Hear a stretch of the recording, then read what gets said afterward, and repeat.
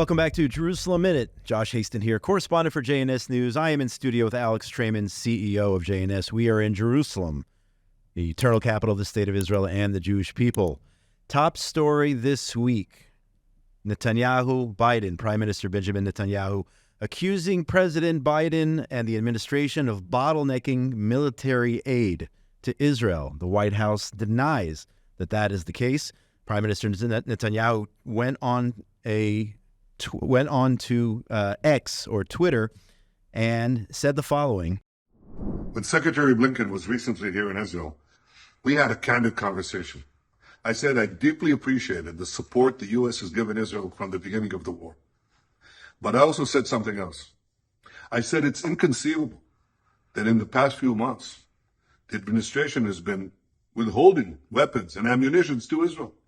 Israel, America's closest ally, fighting for its life, fighting against Iran and our other common enemies. Secretary Blinken assured me that the administration is working day and night to remove these bottlenecks. I certainly hope that's the case. It should be the case. During World War II, Churchill told the United States, "Give us the tools, we'll do the job." And I say, give us the tools and we'll finish the job a lot faster. So there you have the Prime Minister of the State of Israel telling the Biden administration, give us the tools and we'll finish the job. Alex. Well, we've seen the Prime Minister make already 4 consecutive statements. He also told the same thing to a bipartisan group of senators and congressmen that was in Israel last week, that he hoped that the issue would be avoided soon, or fixed quickly. But it's clear that if Netanyahu is going to be doubling down on this message, that he knows something about the supply of munitions, both offensive and defensive munitions, also the Iron Dome Tamir missile interceptors, something that Israel's been using at a major clip during this war and needs more of if it's going to go to war against Lebanon. I mean, you would think that the Biden administration, if they want Israel to win the war as precisely as possible, that they would help with aid. They wouldn't put this bottleneck on it. And as was reported yesterday, sources are saying that the Biden administration stopped fast-tracking these weapons as they were doing in the beginning of the war, avoiding the bureaucracy so that Israel could get the military needs, whatever it needs, in order to defeat Hamas. And they're putting a hold on that. Right. So at first, the White House was saying that they didn't know what Netanyahu was talking about. They had lots of statements saying Netanyahu was saying things, we don't know what it is, using that phrase, we don't know what he's talking about. And then, sure enough, just a few days later saying, well, we're not holding anything up, except, of course, for that one shipment of the 2,000-pound bombs, which they are saying that they held up. They're saying that they held up those heavy bombs because they didn't want Israel to use them in Rafah. But it's clear also that Israel doesn't need to use 2,000-pound bombs in Rafah, and Israel could have committed not to use the 2,000-pound bombs in Rafah. What it needs those heavy bombs for is for an offensive inside Lebanon. But the U.S. acknowledging that they're holding up those, but now also acknowledging that in the beginning of the war, they were able to find a way to fast-track the movement of weapons, and they have since stopped doing that.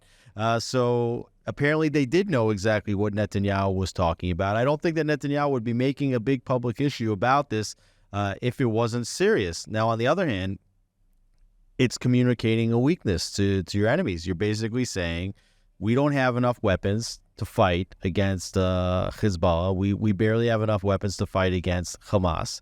The United States is not giving them to us, which shows that there's some kind of a daylight between the United States and Israel. And Nasrallah in southern Lebanon's got to be laughing right now, as well as the Iranians. You have Senator Bill Hagerty, a Republican from Tennessee, and in addition to Tom Cotton, Republican from Arkansas, siding with Prime Minister Netanyahu, saying that he is telling the truth on the issue. You did have some Netanyahu loyalists and other government ministers say that the Prime Minister should not have gone public with this, meaning he should have dealt with this issue of weapons in a private setting, talk to them behind the scenes, not come out and make this statement on X. What do you think Netanyahu's intention was? Maybe perhaps ignoring the advice of some of his advisors and going public with this. Well, Netanyahu made it very clear in his interview last night on Channel 14 that this was something that he was trying to solve behind the scenes for months. And at a certain point, when the situation was not being alleviated, he realized that the only way to deal with it is to go public. And if you look at the way the communications between the White House and Jerusalem have been, over the last 8 months, they've gotten increasingly more toxic, and especially in public, particularly with people talking about Netanyahu and his how extreme he is and how unfit he is to serve, and how his coalition partners, are more extreme than him, and how there needs to be a new election. So when you go public and personal on Netanyahu as the White House, I don't think that you can be so insulted if Netanyahu responds in kind. And here it's not a personal attack. He's saying we need these munitions in order to perpetrate this war, particularly the war that may be coming very quickly against Hezbollah, and Israel just has to get those weapons. So, he did what he had to do. But the U.S. also made a statement this week, which I think was very important, in which they did say to Israel and made the announcement in public towards Hezbollah that if Israel does go to war against Hezbollah, that they stand firmly behind Israel. So Netanyahu step on some toes and do what's right for the people of Israel and the state of Israel and keeping us safe, and taking that chance that the Biden administration will turn around and, so to speak, slap Netanyahu on the wrists. I think it's important to judge the statements later and to see if those statements did alleviate the problem and bring the weapons faster. If they did, then it was worth whatever headache might be caused in the conversations between the two parties. If, in fact, you see that the weapons don't come faster, or if the Biden administration retaliates in some way further against Netanyahu, then it will clearly be not the wisest of moves. Well, we'll see what happens, but in the meantime, Defense Minister Yoav Gallant is, in fact, in Washington right now holding top-level meetings. U.S. Secretary of Defense, Lloyd Austin, and Gallant talking about Gaza, talking about Hezbollah. Let's listen to the comments made by Israel's Defense Minister Yoav Gallant prior to takeoff the other night. אנחנו ערוכים לכל פעולה שתידרש, גם בעזה, גם בלבנון, וגם במקומות נוספים. למעבר לשלב ג' ברצועת עזה יש חשיבות גבוהה. אני אדון עם בכירי הממשל האמריקאי על המעבר הזה, על האופן שבו הוא יכול לאפשר גם דברים נוספים, ואני יודע שאנחנו נגיע לשיתוף פעולה הדוק בין ישראל לבין ארצות הברית גם בנושא הזה. So again, despite any daylight, what we were discussing before, Gallant said our ties are crucial and perhaps more important now than ever. Well, the U.S. had said after Netanyahu first made his comment, I guess it was about 10 days ago, that they were going to be canceling meetings between the White House and the Biden administration and inner members of Netanyahu's cabinet, who will include Strategic Affairs Minister Ron Dermer and National Security Advisor Tzachi Hanegbi. But in fact, those meetings did take place. They took place without much fanfare, but they took place indeed. We saw pictures of a meeting between them and Blinken. And now Gallant is headed to Washington as well. And the press and others are making it as though this trip is about getting those weapons. I'm sure that comes up in the conversation, but I think that this trip has much more to do with a pending incursion into southern Lebanon and what would take place if Iran itself would get involved directly in the conflict should Israel move into southern Lebanon. We're going to talk a little bit more about Gaza. We're going to talk more about the north in just a few minutes, but there was an article written in the New York Times describing an Israeli official, Bezalel Smotrich, Minister Smotrich, and a secret government bid to cement control of Judea and Samaria. The New York Times reporting on Friday that Smotrich revealed a covert strategy to solidify control over what they call the West Bank, I say Judea and Samaria, without being accused of formally annexing it. This was a speech he gave earlier in this month. He talked about some sort of civilian body. Right now, essentially the defense ministry via the civil administration controls everything that happens in Judea and Samaria. So it's a problem for those of us who live in those areas, especially when it comes to building. Instead of other places in Israel where you go down to the local municipality when you want to add a room onto your house, here you basically have to get the defense ministry of the state of Israel approving any type of building, any type of additions to your home. So this would alleviate that. And this sends a message, what Smotrich is doing, essentially saying that we are those of us living in Judea and Samaria should not be considered second-class citizens, that they should have the same rights as everyone else in the state of Israel. And he's doing it kind of covertly with this new civilian body. Details are coming out now.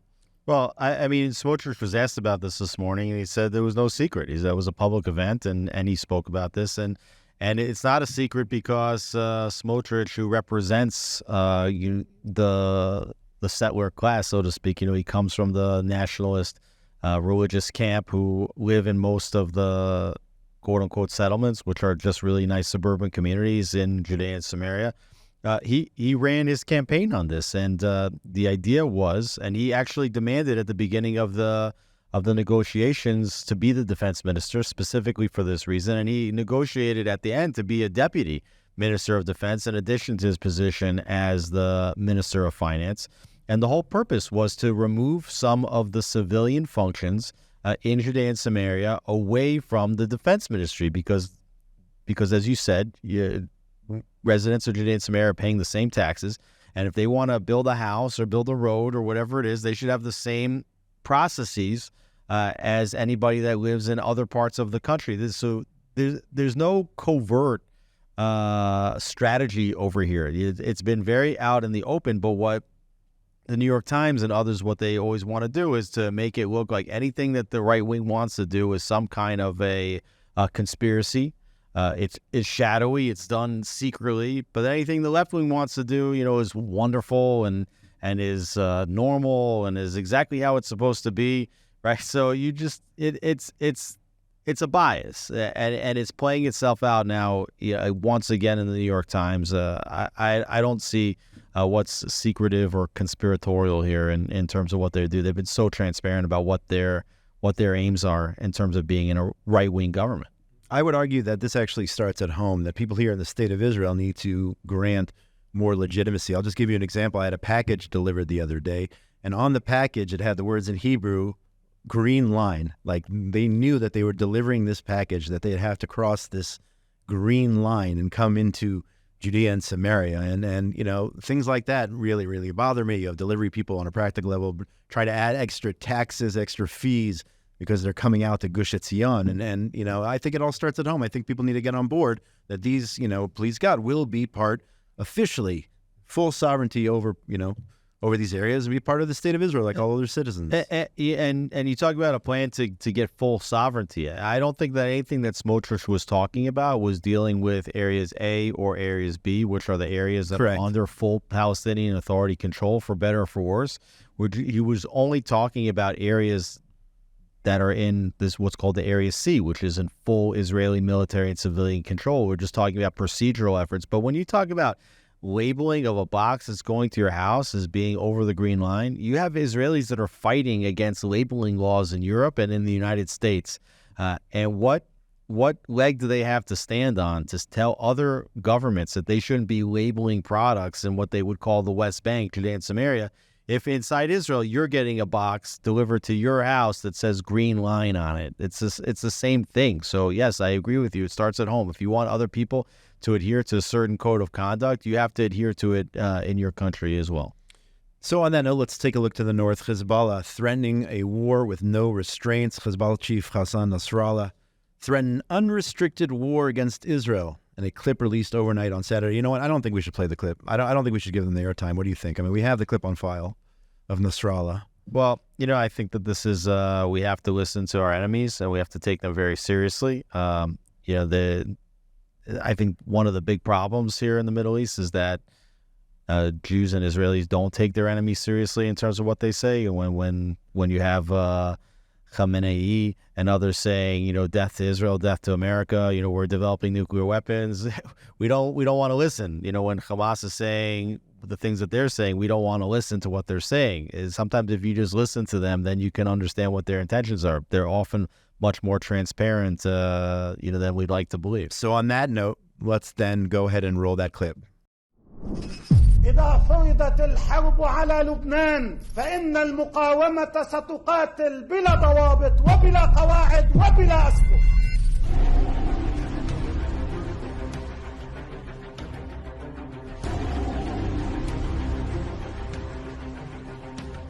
And there you have it, Hezbollah chief Hassan Nasrallah.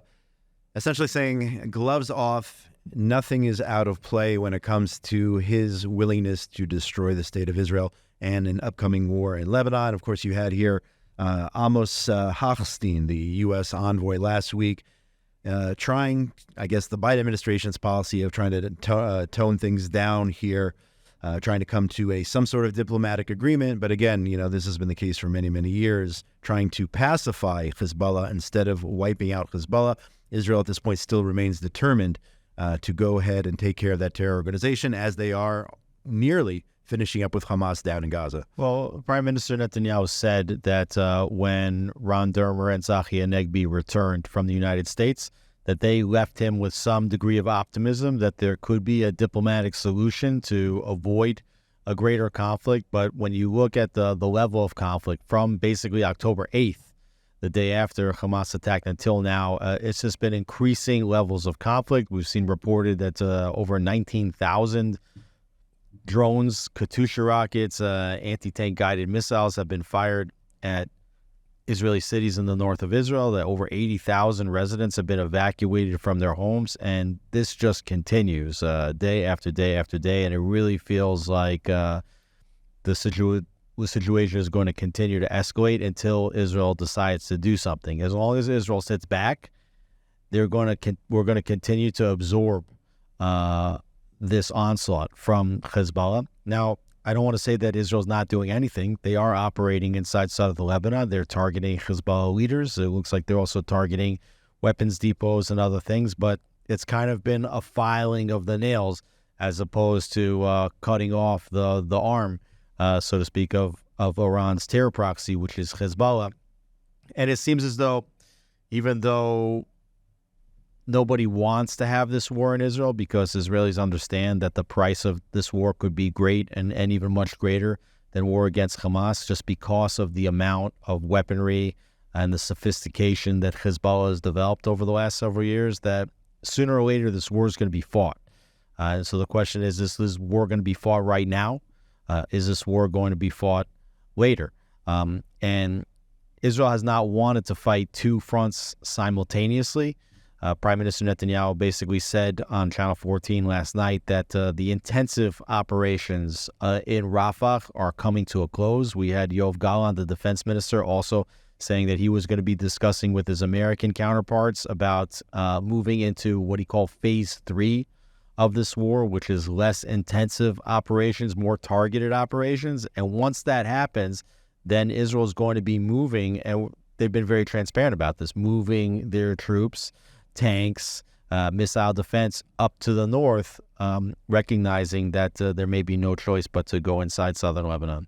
Yeah, and in terms of the south, I heard this morning also that in Rafah and Rafiah, that Israel, in fact, has dismantled at least 2 of Hamas's final 4 battalions down there. We still have the other 2 to go, and then Israel perhaps will move into that next phase where we're talking about targeted operations. And speaking of targeted operations, Israeli media reports indicate that Raad Saad, Hamas's operations division head and the 4th most senior commander, was targeted in a strike in northern Gaza over the weekend. It's still not 100% confirmed that he was killed. According to Channel 12 News, citing error reports, they suggested that he had been killed, but as of Sunday evening, it has not been confirmed. So Israel going after the head honchos of Hamas still, and we still have to get to the top 2, top 3 leaders over there. Well, you're seeing that that Israel's operations are justified in Gaza as they keep finding more and more tunnel shafts, weapons depots. They keep engaging in firefights, and as they keep targeting senior leadership of Hamas. Raad Saad was targeted in the strike in northern Gaza, which also demonstrates that the IDF is moving throughout the entirety of the Gaza Strip. And that areas which the IDF had moved into in the beginning and cleared out, what happens is that they are retaken, so to speak, or reoccupied by Hamas after the IDF moves further to the south. And this is the reason why the war is going to switch to what they call phase 3, a more targeted operation, because they've now essentially, when they finish up Rafah, which is impending, this is almost finished, they will have done intensive operation from the north to the south of the Gaza Strip. Not that they've gone into every single area, but basically they've swept from north to south an intensive operation, and now they've dismantled the terror battalions. But Hamas still operates as a guerrilla force, underground in smaller groups. So they're going to be using intelligence to continue to go step by step by step. And Prime Minister Netanyahu said in that interview last night that the IDF is going to maintain military control over the Gaza Strip for an extended period of time until Hamas no longer operates as a military and a political entity in the Gaza Strip. And especially over the Philadelphia corridor there connecting Gaza to Egypt, reports say that essentially it's basically non-existent anymore, the ability for Hamas to smuggle in weapons from Gaza as a result of Israel's military presence from Egypt. Israel's military presence there, preventing the Egyptian / Hamas smugglers coming from Egypt into Gaza, providing them the weapons and whatnot. Only an Israeli military presence. Some sad news came out over Shabbat. You had an Israeli, turning back to Judea and Samaria, a 66-year-old Israeli went into the PA-controlled town of Kalkilia, that is near Kfar Saba, to shop for vegetables, and he was murdered. His car was found burned, and he was shot and killed by local terrorists there in Kalkilia. And again, he made a terrible decision to go into that town, which is, number one, illegal. Number two, it is dangerous, but I don't want to blame the victim here. It shouldn't be that if somebody goes into Kalkilia, that they should be murdered. It shouldn't be that if somebody makes a wrong turn, let's say it wasn't intentional, as was the case back in, I think it was 2000, where 2 Israeli soldiers made a wrong turn and were lynched in Ramallah. We shouldn't live in a situation or a reality where our neighbors, if they see a Jew in the streets, and we'll get to Los Angeles in a minute as well, where they see a Jew in the streets, that he's just fair game and they have the right to murder him because of, let's say, a bad decision that he had into going into the town in the first place. So apparently Mukhtar would go regularly into Kalkilia, which is something most Israelis would just simply not do. But I do understand that there are certain Israelis that say, hey, we cannot totally give up on this land. It's part of the land of Israel. It's inside the perimeter of which Israel has security and civilian control, even though it's inside Area A, which is specifically controlled by the Palestinian Authority. And he would shop regularly there. Most Israelis don't do that. At the entrance of all of these cities in Area A, there are big red signs basically saying that enter at your own risk because it's illegal under Israeli law to do that, which basically says that the IDF will not protect you if you go inside these areas. And if you're basically putting these signs which say that it is illegal for you to go in and the IDF is not going to protect you, those signs essentially giving license to Palestinians to do what they want with you if you enter inside those areas. And when people accuse Israel of an apartheid in the state of Israel, Jews are not allowed to go into areas like Area A. It's a no-go zone for Jews. In Area C, which is controlled by Israel, militarily and civilian, Palestinians move freely throughout Area C. In fact, all of the main arteries that connect cities, and both Jewish and Arab, all go through Area C. So Palestinians move very freely through those areas. Jews are completely forbidden from going into Area A, and most don't go into Area B either. There's smaller red signs that don't say that it's illegal, but it says that it's dangerous to enter into Area B. So you have these no-go zones, and people that talk about the creation of a Palestinian state, what they're basically saying is that also Jews that live in Area C will be essentially evacuated from their homes, or the area will kind of be redistricted a bit to give most of Area C over to the Palestinian Authority. And then all those areas that are controlled by Palestinians are going to be called what the Germans termed Judenrein, free of Jews, that Jews will not be able to go in. Meanwhile, you have over 2 million Arabs living inside the state of Israel, many of them with Israeli citizenship, and certainly most of them with civil rights here.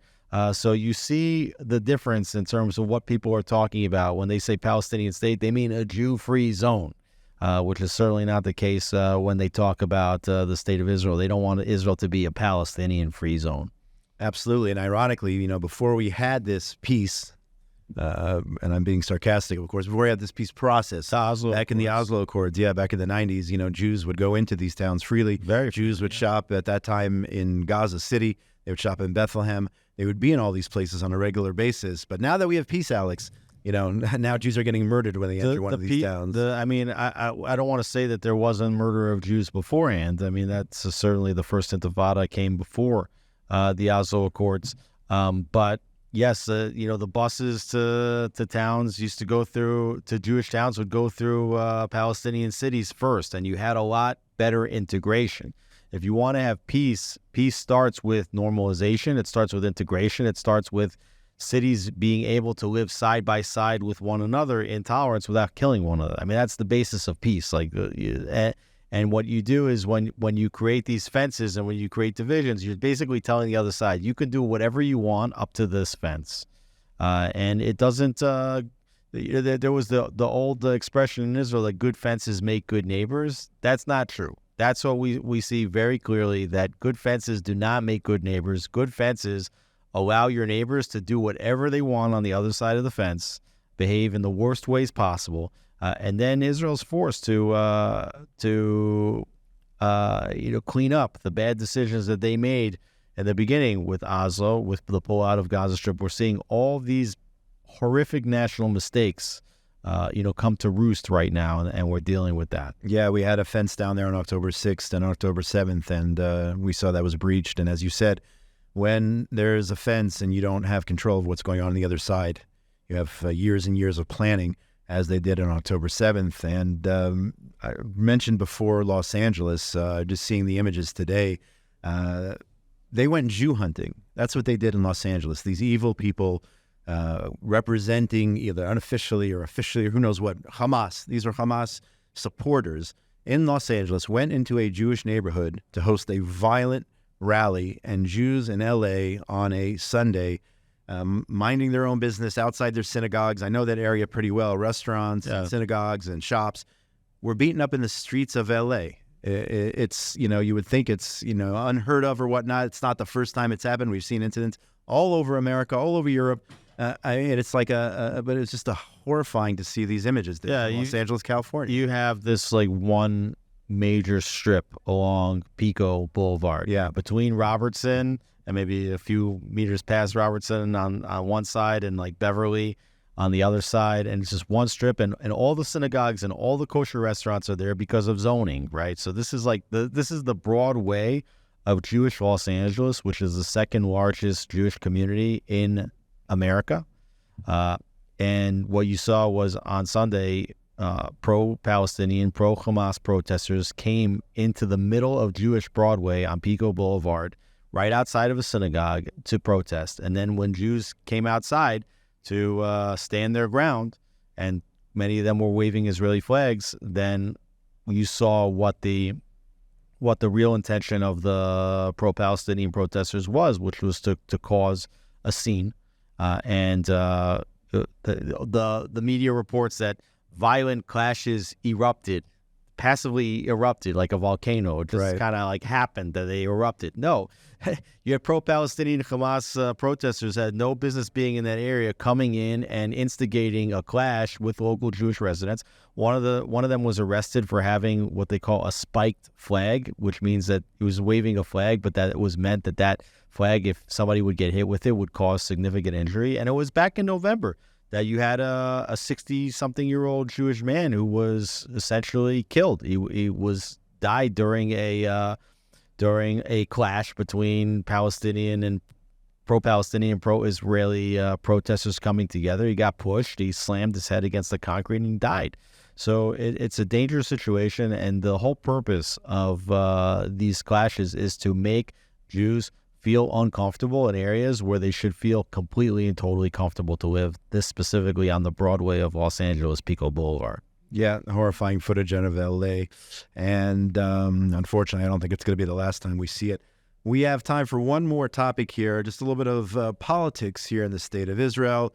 Naftali Bennett has picked his head back up, and it's not official, but you see he's gone on to X and other platforms, making a little bit of noise. And the rumor is that he will make a political comeback, former Prime Minister Bennett. And there was a poll taken, and for whatever it's worth, a television poll taken on Friday night showing, again, with a grain of salt, showing that 36% of respondents preferred Bennett to 28% for Netanyahu. Again, this is just one station with one poll. I don't know their methodologies and strategies or whatnot, but the fact that the name Naftali Bennett is back in the news, I think that's really the story here. Well, it's because the opponents of Prime Minister Netanyahu are looking for someone that they believe could be a palatable alternative to Netanyahu, and the way that they discover who's palatable is by polling over and over again. So we're seeing, really for the first time in these last several months, something which you never saw before, which is political polling taking place when there's no election scheduled. The elections are scheduled for 2026, but the opponents of Netanyahu badly want him out of office. Now, they were hoping that Benny Gantz was going to be the person who would emerge as the challenger, and he would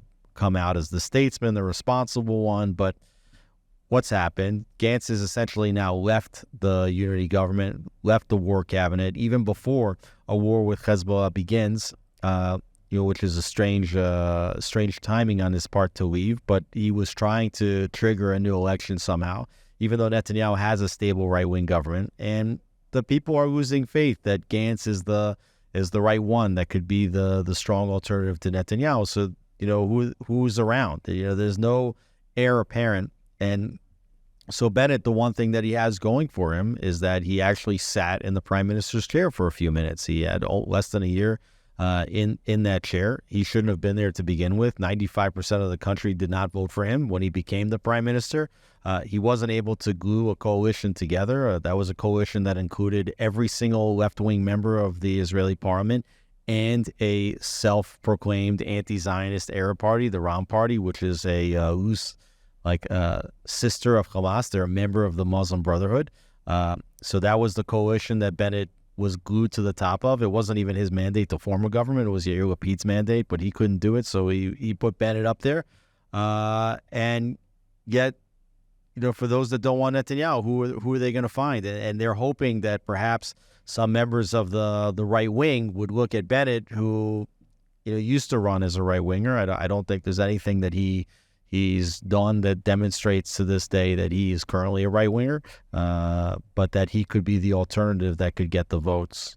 So that's why you're seeing these polls. But as Shimon Peres said, with regard to polls, he said polls might smell nice, but don't drink them. So it's a little bit early on to figure out who's in the lead. The one constant in all of this has been Netanyahu, and his party still polls pretty highly, and he's still the prime minister. And for all the efforts, he's still the man in charge. Yeah, and this is just the beginning. Bennett not giving any media interviews just yet. I know, because I tried, and it's not happening yet. So he's not officially back in the picture, but polls are being taken, and he's making these statements on Twitter. So we'll have to see where it goes. And that is going to wrap it up for today here on Jerusalem Minute on JNS TV. Josh Hasten, correspondent for JNS with Alex Traiman, CEO. Thanks so much for joining us. Make sure you check out all the wonderful content on JNS TV and get all the up-to-the-date news and analysis on jns.org. Wishing everyone a great week. Much respect and props to Ryan Lifshitz, who's behind the scenes here. Without him, we couldn't get this done.